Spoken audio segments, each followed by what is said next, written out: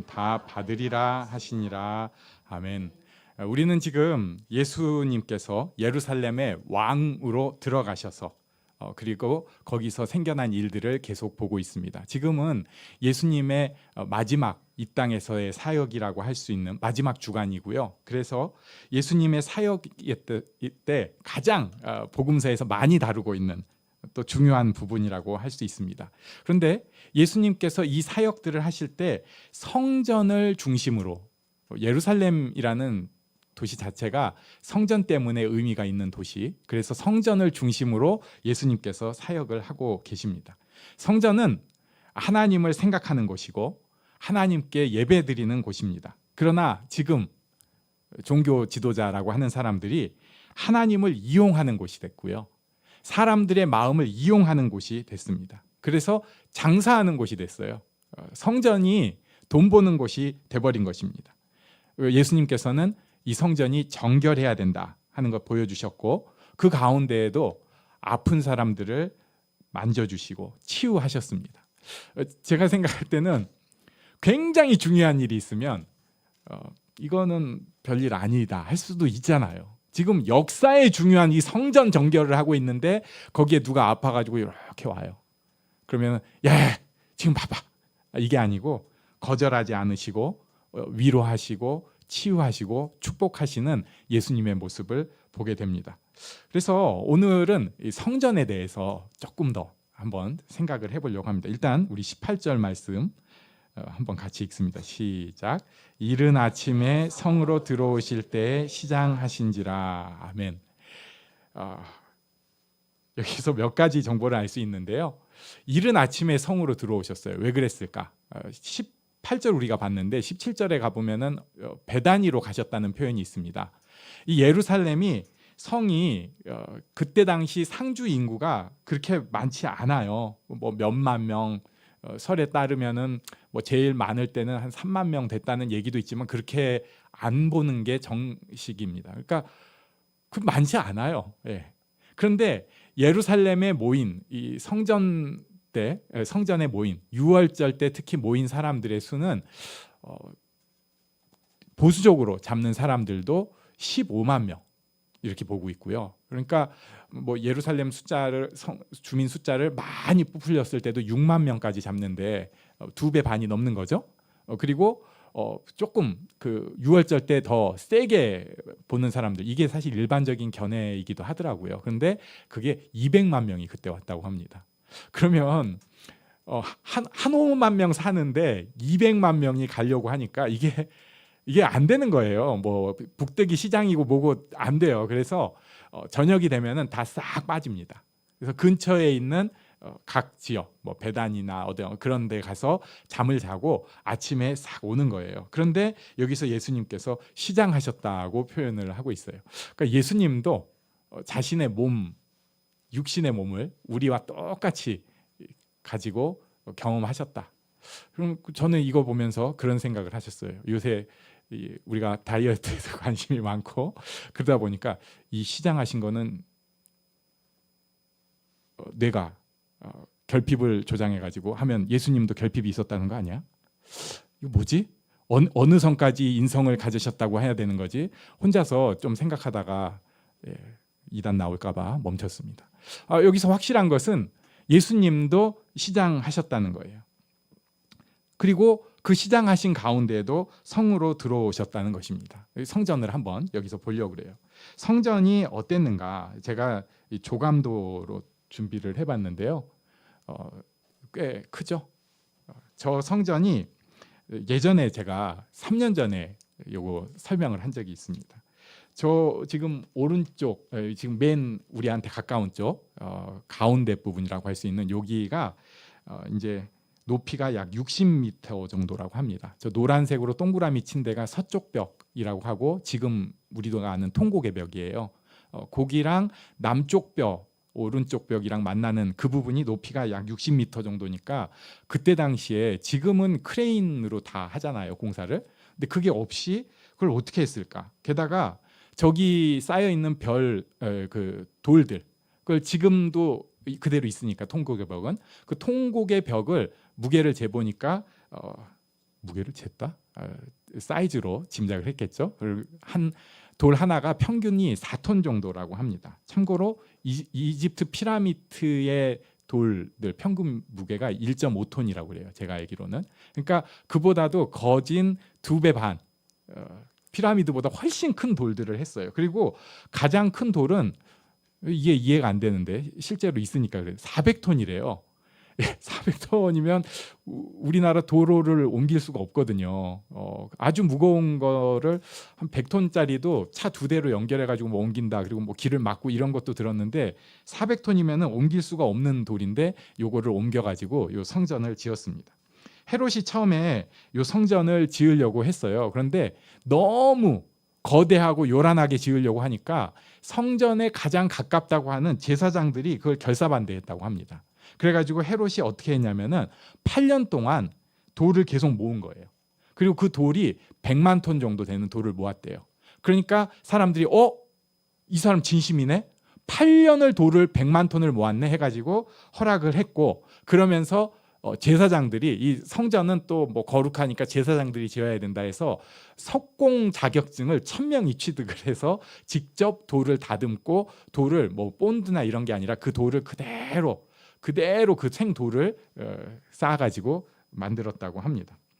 이렇게 했는데 요게 약 60년을 건축을 했다고 해요. 예수님 때도 뭐 몇십 년을 건축을 했네 이래가면서 자랑을 하잖아요. 그런데 요게 그때 당시에도 굉장히 어마어마한 건축물인 거예요. 그러니까 우리가 아는 로마의 여러 뭐 콜로세움이나 이런 건축물들도 대단한 것들 많지만 성전도 종교 건축물로는 뭐 다른 무슨 제우스 신이네, 지금도 뭐 기둥들 남아 있잖아요. 이런 것들이랑은 아예 이 사이즈가 비교가 안 돼요. 그러니까 정말 전 세계에서 가장 멋진 종교 건축물이 성전이었다고 볼 수 있습니다. 그래서 유대인들은 요것에 대해서 그 마음이 있는 것 같아요. 제가 뭐 유대인들 마음은 이제 책으로밖에 모르지만은 그 사람들은 이 성전이 이렇게 지어졌고, 그러니까 전 세계에서 최고 가는 건축물이었는데 이게 결국 돌 위에 돌 하나도 남지 않고 다 무너졌잖아요. 성전이 벽만 남은 거예요. 벽만. 그것도 벽도 하나만. 성전은 완전히 다 무너지고 아예 없어지고, 그렇게 된 그곳에 대해서 유대인들이 굉장히 마음에 뭐가 있는 것 같아요. 그래서 지금도 이 통곡의 벽이라는 게 있고요. 통곡의 벽은 그 벽 자체가 원통함 또는 순교 또는 죽음, 그러면서 소망의 상징이 됐습니다. 며칠 전에 요새 거기 전쟁으로 시끄럽잖아요. 거기에다가 이제 통곡의 벽을 찾은 사람이 있었어요. 보통은 이렇게 기도를 하는 모습이라고 해요. 저기다가 이제 쪽지를 넣어가면서 기도를 한답니다. 근데 자세히 보면 밑에 떨어진 게 되게 많아요. 제가 궁금했거든요. 이게 집어넣으면 어떻게 될까 했는데, 비 맞고 뭐 비도 잘 안 오는 데지만 뭐 이렇게 하면은 안 들어가면 속에 거 끄집어내고 넣는 사람도 있을 것 같아요. 이게 이제 통곡의 벽이죠. 그리고 이게 상징적인 의미가 있다 보니까 지금 뭐 미국 국무장관이 제가 루비오 뭐 이 사람이 가가지고 거기 네타냐후 총리랑 같이 통곡의 벽 가가지고 딱 이렇게 그 유대인들 빵모자 같은 거 쓰고 폼 잡고, 그러니까 이게 그만큼 지금도 유대인들한테는 아주 특별한 그런 장소. 그러니까 원통함, 또 하나로 마음을 모으는 것, 또 소망, 뭐 이런 게 결집되는 그런 장소인 것 같습니다. 그러니까 유대인들이 그때 당시 이 성전을 대하는 마음이 좀 각별했던 것을 우리가 생각해 볼 수 있어요. 이 사람들 바벨론에 완전히 망했잖아요. 완전히 망했었어요. 바벨론에 한 예수님보다 600년도 전이잖아요. 그때쯤에 완전히 망했어요. 500년 더 전에 완전히 망하고 나서 신기하게 다시 세웠어요. 성전을. 느헤미야 성전이라고 합니다. 성전을 다시 세웠어요. 그런데 그때 또 헬라가 막 들어와요. 알렉산더가 막 와가지고, 그리스가 와가지고 다 지배를 하는데, 알렉산더 대왕은 각 지역 종교를 존중해줘가지고 괜찮을 줄 알았는데, 그 사람 죽고 이제 뭐 밑에 부하들이 나눠가지고 싸우고 뭐 저거 하다가 결국은 한 나라가 막 거기서 포악하게 너네 안식일 지키지 마, 뭐 돼지피로 뭐 어쩌고 막 이렇게 가지고 굉장히 비참할 때 나름 그 시대의 강대국이었던 나라를 자기네들이 싸워서 이긴 거예요. 그게 마카비 반란이 그래서 지금도 계속해서 이름이 나오는 겁니다. 그리고 그걸 기억해가지고 지금도 크리스마스 자기들은 안 지키니까 그 근처에 이렇게 촛불 켜놓고 우리의 축제입니다. 막 이러고 있을 정도로 자부심이 있는 사람들이에요. 그리고 나서 성전을 만들어냈어요. 어쨌든 그때 가장 강력한 비교할 수 없는 로마도 못 해내는 일들을 자기들이 한 거예요. 전 세계에서 사람들이 모여서 감탄할 그런 일들을 했습니다. 거기에서 또 제사를 지내는데 얼마나 정성껏 멋있게 화려하게 했을까. 그런데 예수님께서 지금 이거 지금 잘못됐다, 아주 크게 잘못됐다고 말씀을 하고 계시는 거예요. 사람들은 이 성전이 지금 가장 핫한 장소고 모든 사람들이 한번 와보고 싶고 가면 저절로 은혜가 되고 모든 게 막 가슴이 저미는 것 같고 내가 정말 전 재산을 가서 다 바치고 싶은, 나의 전 존재를 바치고 싶은 그런 곳으로 사람들이 여기고 있는데 예수님은 그곳에 오셔가지고 이거 아니다, 이거 아니다 계속 이러고 계시는 거예요. 우리 또 19절로 가보겠습니다. 19절 말씀 같이 읽습니다. 시작. 길가에서 한 무화과 나무를 보시고 그리로 가사 잎사귀밖에 아무것도 찾지 못하시고 나무에게 이르시되 이제부터 영원토록 내가 열매를 맺지 못하리라 하시니 무화과 나무가 곧 마른지라. 네, 여기 또 성전을 보면서 오늘 본문을 이해하기 위해서는 무화과에 대해서도 조금은 알아야 됩니다. 이것도 제가 3년 전에 마가복음에서는 굉장히 더 자세히 봤었는데요. 지금은 무화과 때가 아니라고 돼 있어요, 마가복음에. 그래서 무화과 나무가 두 종류의 열매가 있다고 합니다. 하나는 파게라고 하고요, 하나는 테나 이렇게 부르는데 테나가 이제 진짜 열매예요. 그래서 파게는 이게 첫 열매라고 하는 거예요. 파게는 그냥 파게. 그래가지고 첫 열매는 이거 사실 상품성이 없어서 뭐 음식으로도 좀 그렇고 그런 열매인데 예수님께서 시장하시니까 그거라도 파게라도 이른 열매라고 표현하는, 첫 열매라고 표현하는 요거를 딱 가져가시려고 했는데 없는 거예요. 잎은 무성한데. 우리가 이제 성전 비유를 지금 들었으니까 바로 알 수 있잖아요. 유대인들은 첫 열매를 맺어줘야 되는 사람들인데 이 사람들이 그래도 말씀을 가졌었고 율법을 가졌고 다윗의 자손으로서 이렇게 메시아를 이렇게 나오게 하는 그 참 귀한, 그런데 잎은 무성했어요. 성전 지었어요. 자부심이 있어요. 와보니까 열매가 없는 거예요. 열매가 없습니다. 예수님께서 그래서 여기에서 네가 영원토록 열매를 맺지 못하리라 이렇게 말씀을 하신 것입니다. 예수님 시대의 유대인들은 종교적으로 분명히 인정을 받고 있었습니다. 로마 정부도 유대인들에 대해서는 어느 정도 인정을 했습니다. 그래서 다른 종교는 몰라도 유대인들은 좀 허용을 해줬어요. 그 정도였어요. 자기들도 자부심이 있었습니다. 그러나 가까이 가서 보면은요, 열매가 없습니다. 겉에서 볼 때는 종교인으로서 대단해 보이는데 들어가 보면은 아무것도 없는 거예요. 하나님의 백성이라고 자기도 괜찮다고 보고 외부적으로도 인정받던 예루살렘 사람들이 오히려 열매가 없는 것입니다. 자기들이 해야 될 이 초벌 열매 맺는 것을 감당을 못했어요. 별로 중요하지 않는 걸로 맨날 싸우고 자기들끼리 계급 만들어서 하나님이랑 가까운 사람, 먼 사람 자기들이 만들어 놔요.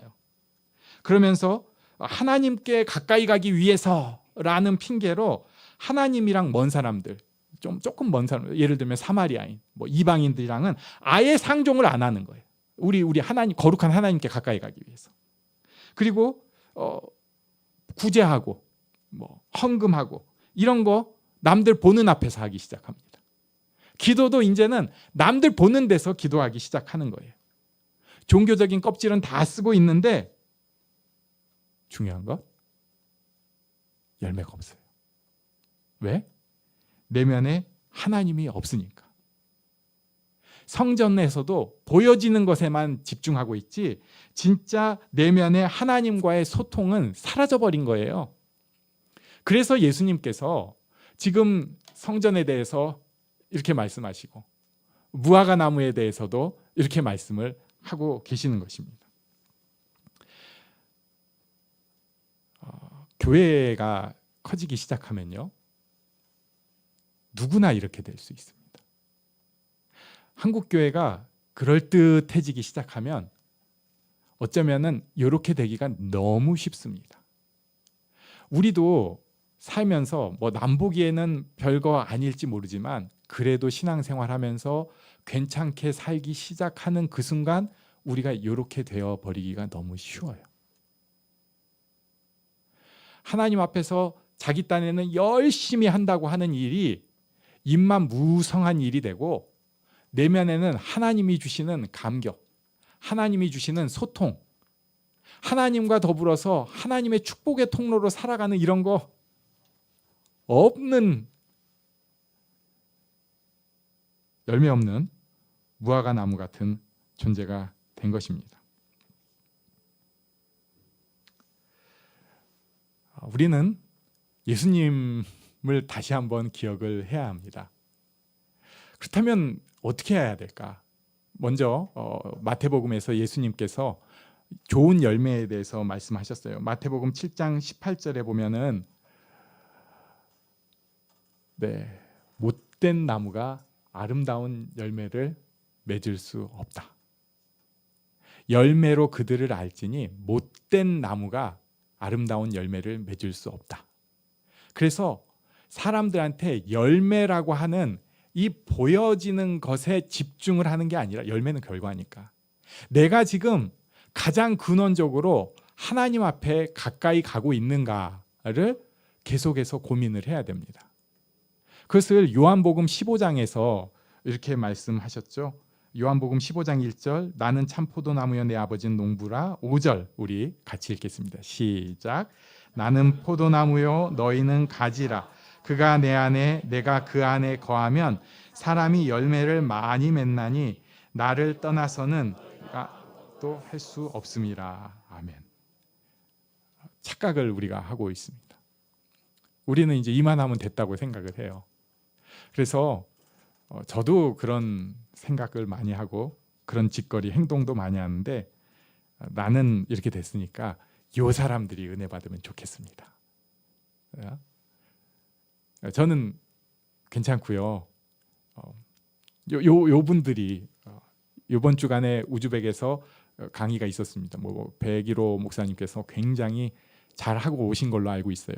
안전상의 위험도 조금은 있었지만 아무 탈 없이 잘 오셨는데, 기도할 때 그런 마음이잖아요. 하나님, 그분들이 꼭 은혜 받으면 좋겠습니다. 그 자리가 은혜의 자리가 되면 좋겠습니다. 제가 조금 힘들어도 그분들 더 은혜 받으면 좋겠어요. 이런 마음인데, 문제는 여기서 조금 이상하게 진행을 하는 거예요. 나는 안 받아도 되니까. 나는 열외로 치고 그 사람들만 생각을 하기 시작합니다. 그래서 교회 일을 한다고 하고 있고 신앙생활을 오래 한다고 하고 있는데, 정작 제일 중요한 내가 지금 포도나무에 붙어 있는 가지인가, 내가 지금 포도나무 수액을 쑥쑥 받아들여서 나도 모르게 열매가 저절로 열려가는 그 상황 가운데 있는가, 아니면 나는 떨어져가지고 저기 열매 맺어야 돼, 저기 열매 맺어야 돼, 여기 열매 맺어야 돼, 이러고 있지 않는가, 한번 진지하게 항상 생각을 해봐야 합니다.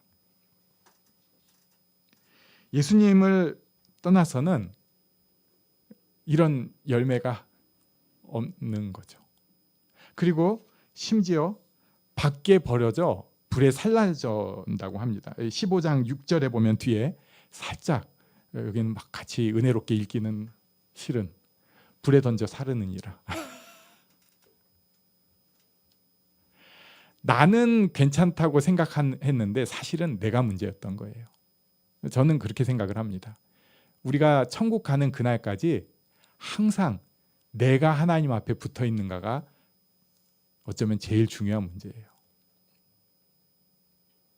내가 붙어 있으면 그 다음부터 일이 시작됩니다. 우리는 일이 급하니까 우리 애가 먼저 붙어야 됩니다. 은혜 받아야 됩니다. 하나님, 이 사역에 하나님께서 은혜를 주셔야 합니다. 요번만큼은 하나님께서 제가 어떻게 되든지 꼭 잘 되게 해주세요 하는데, 그 마음 자체가 나쁜 것은 아니지만 하나님 앞에 우리가 항상 첫 번째 고민하고 기도해야 될 것은 내가 가지에 붙어 있는가 하는 것입니다. 내가 붙어 있으면 옆에 사람도 붙어 있을 수 있어요. 내가 붙어 있으면 내가 기도하는 대상도 붙어 있을 수 있어요. 그런데 나는 거기서 떨어져 있기 시작하고 예수 그리스도의 능력이 아니라 내 힘으로 자꾸 뭔가를 하기 시작할 때 문제가 생기기 시작합니다. 일이 안 돼요. 겉으로는 그럴듯해 보이기 시작하는데 예수님이 하시는 일이 아니라, 천국의 일이 아니라 그냥 종교적인 일, 사람들이 모여서 하는 일이 돼버리고 마는 것입니다. 우리 심령에 예수님께서 하시는 일이 꼭 일어나면 좋겠습니다. 성전을 짓는다는 것은 정말 지구 역사상에 몇 번 없는 그런 대단한 일일 것 같아요. 만약에 우리가 지금 작은 성도들이 교회 건축을 하겠습니다 하면은 다들 벌써 막 목사님이 미쳤는가 보다. 왜 그럴까? 그런데 그게 뭐 우리 이렇게 작은 만족할 수 없습니다. 예루살렘 성전에 들어갔던 200만 명을 수용할 수 있는 교회를 짓겠습니다. 미쳤구나 이렇게 하겠죠? 근데 만약에 그런 일을 한다고 해도 예수님 보실 때 입만 무성하다고 하시는 거예요. 굉장히 놀라운 일들을 하고 있는데 남들이 막 부러워하면서 어이구, 김종욱 목사님 그 교회는 뭐 어쨌다면서요? 거기 누구 집사님 뭐 가정이 그렇게 잘 되고 정말 범사에 잘 되고 축복받았다면서요? 그렇게 얘기를 하는데 그 속의 열매는 이런 부끄러운 일이 우리에게 없어야겠습니다. 겉으로 그렇게 막 보기 좋지 않아도 돼요. 대단한 일들 안 이루어도 돼요. 하지만 예수님께서 우리를 통해서 열매를 꼭 맺혀가는 일이 있기를 원합니다. 선교지에도 맺힐 수 있어요. 또 내 주변에도 맺힐 수 있어요. 전도의 열매도 있을 수 있어요. 또 성품의 열매, 성령의 9가지 열매 해가지고 맺힐 수도 있어요. 확실한 것은 하나님께서 나를 도구로, 가지로 쓰고 계시는구나 하는 기쁨을 우리가 누릴 수 있어야 됩니다. 나를 통해서 열매가 열리고 있구나. 내가 변해가고 있구나. 내가 하나님 앞에 쓰임받고 있구나. 이런 축복을 누리고 나눌 수 있는 우리가 되기를 원합니다. 그리고 교회에서 그것을 서로 나눌 수 있는 교회가 되면 좋겠어요. 그래서 우리 교회는 하나님 앞에 그렇게 대단해 보이지 않아도 하나님의 축복의 열매가 서로 나눠지는 그런 공동체가 되기를 간절히 원합니다.